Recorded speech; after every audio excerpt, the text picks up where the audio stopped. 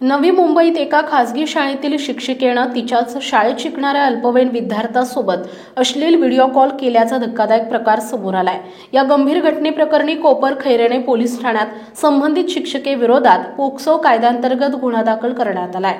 मिळालेल्या माहितीनुसार सदर शिक्षिका सोशल मीडिया प्लॅटफॉर्म इंस्टाग्रामवरून या अल्पवयीन विद्यार्थ्यासोबत वारंवार चॅट करत होती। या संवादादरम्यान तिनं विद्यार्थ्यासोबत अश्लील व्हिडिओ कॉल केल्याचं समोर आलंय।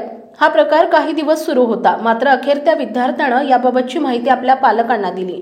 पालकांनी या घटनेचं गांभीर्य लक्षात घेत तातडीने कोपर खैरेने पोलीस ठाणे गाठून तक्रार दाखल केली आहे। पालकांच्या तक्रारीनुसार शिक्षिकेच्या या वर्तनामुळे अल्पवयीन मुलाच्या मानसिक आरोग्यावर विपरीत परिणाम होण्याची शक्यता होती।